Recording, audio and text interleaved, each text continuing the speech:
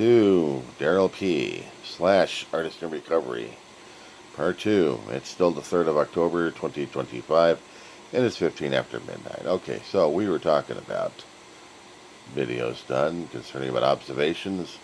Bad Bunny coming over to the halftime show to sing and drive the Trumplicans and the maggots crazy. Yay. But also we're talking about Trump and his insanity at this point. Stephen Miller going ape. And then I rolled the conversation over to Christianity and Christianation. I looked at the executive orders that he's been posting recently over the past week. And he's got stuff in there concerning about Christians. He just doesn't get it. I gotta get up. Give me a second here. You know, I still haven't slept yet. Trying to keep an eye on that girl of mine. Try taking care of it and seeing her dog. Let's see how you deal with it. Anyway, Christian. When this whole movement started, it was concerning about a teacher trying to give morals, give lessons, and give a way of life to people who need it the most, who are trying to get their lives improved upon and not being subjugated to the Roman way of thinking, which is kicking everyone else's ass and being fearful of it. The sword rules everything. If you happen to read, I like Luke, the book of Luke, what the happy attitudes are like. I can get into them. I read them a lot as a kid. I just couldn't get into the spirituality as much because I've already been influenced by it. Scared the crap out of me, so I dealt with fear a lot on that one. I told you about my history. My history is still posted in there. I died 3 times. Heart operation, age 4 years old, came back to life 3 times. And scared shitless of the afterlife and everything else afterwards. But a couple other incidents happened in my youth that still reminded me that God still watched over me. And so did Jesus.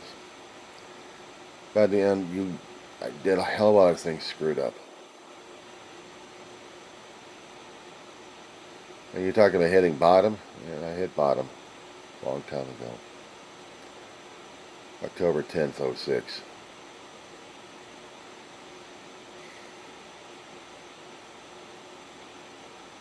That's coming up on me. That's coming up on me. And trying to deal with my own spirituality, trying to deal with what beyond the eye for eye. And unfortunately, in the Old Testament, it's the eye for an eye, because if not that, you're going to be blinded by the other guy who's going to be poking out both your eyes. And we're dealing with a hell of a lot right now, even worse than that. Christians have been given a bad rap for a hell of a long while because of how they've been misdirected left and right. I'm going to remind you of something that you may have forgotten back in school a long time ago.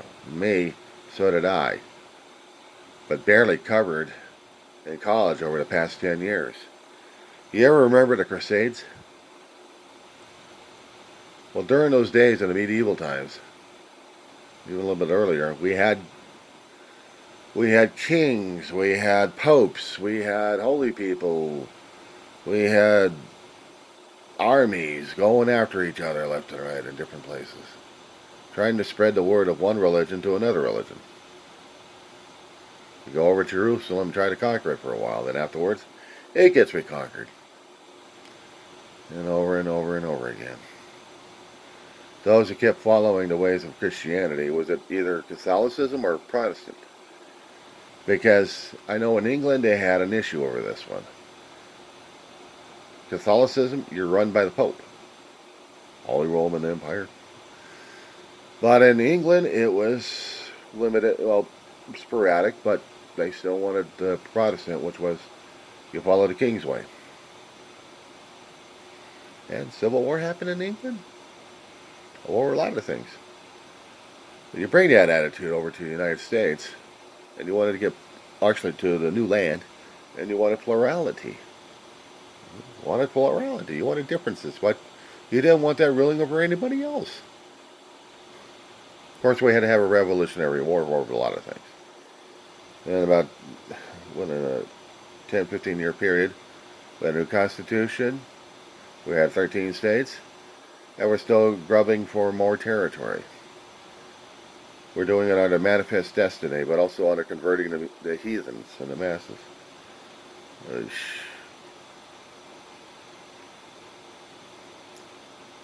We almost wiped out the tribes and the nations.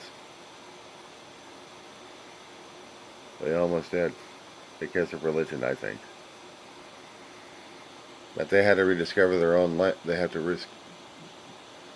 The tribes, the nations had to rediscover what they used to be, and still are.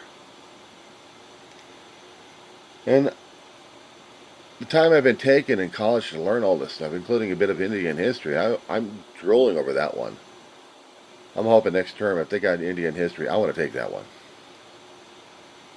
Because I want to learn. I'm going to be turning 60, but I still want to know more and more about what's happening these days. You know? Yeah, I go to a libtard school. Libtard. I am DEI wokeism here. I believe in diversity, equality, and inclusiveness. Shit. Star Trek was built upon that shit. I'll say it out loud again. Star Trek is built upon that shit. They're going to say wrong about Star Trek fans? Oh my god, they're going to get roiled on that one. But yeah, but what's happening is they're using religion as an excuse to roll over people. We got pastors out there. We've got preachers out there. We got televangelists out there freaking and screaming and controlling people to think one way or another, but never what the Bible was trying to tell them. You know, I've got two heroes. Of this one here. Christ is one, and Mahatma Gandhi. Yeah, Bapu. I watched a movie of him back in the 80s, the early 80s. I kept watching it and watching it and watching it. I wish I did more studies on that guy.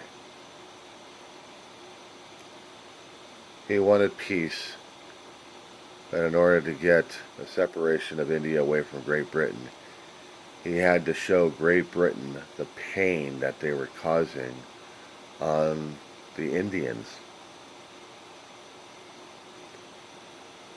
But we can't do the same damn crap with the United States.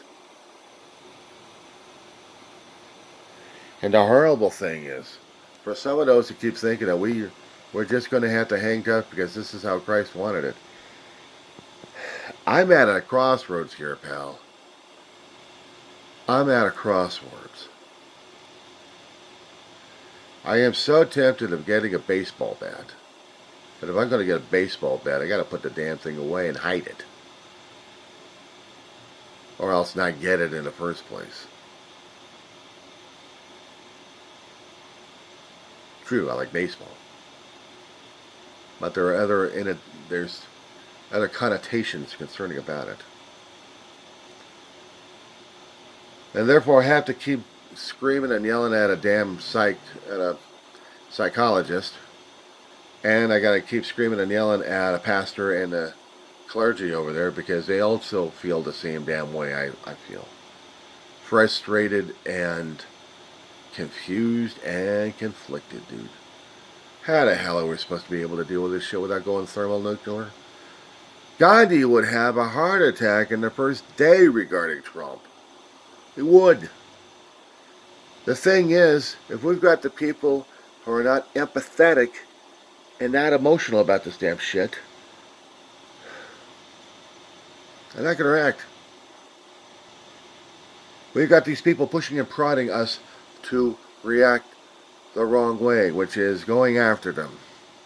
And I mean going after them. They want this. They crave this. They're hoping that we go after them this way. Not through the legals, not for screaming and yelling in their faces with signs. Maybe Gandhi would be pleased a little bit, but he'd be in bed dying. Actually, he would have been dead a long time ago. Let's face it, he tried to do hunger strikes for India. They would try to keep India in place. He tried to do hunger strikes. Damn near killed him. But how would Christ be able to deal with this shit?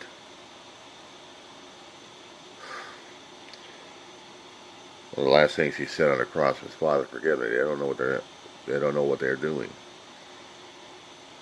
Put it in American translation.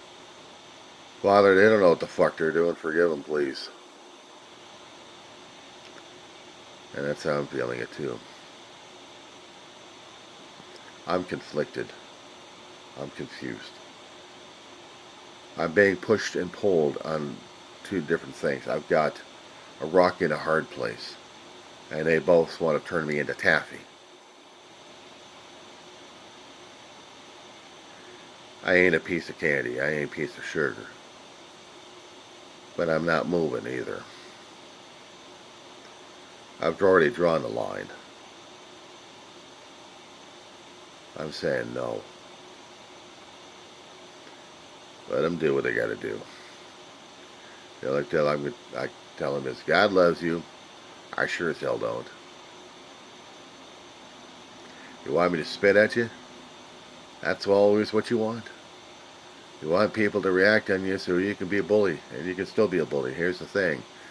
You destroyed a damn body, but you ain't destroying my spirit at this point, and you're still going to hell. Because you already chosen it, bucko. You already chose the path.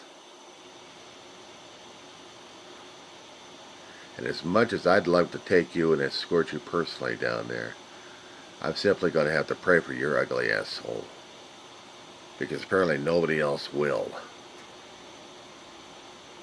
And that includes the orange gas bag, or trash bag as I call them, who's in the office, along with the other pieces of trash. Including the little Hitler, the Nazi, the bald-headed freak. Someone called him a nerd. He's no fucking nerd. He's a Nazi. Plain and simple. Call him what he is. And I did. Alright, pal. We'll talk.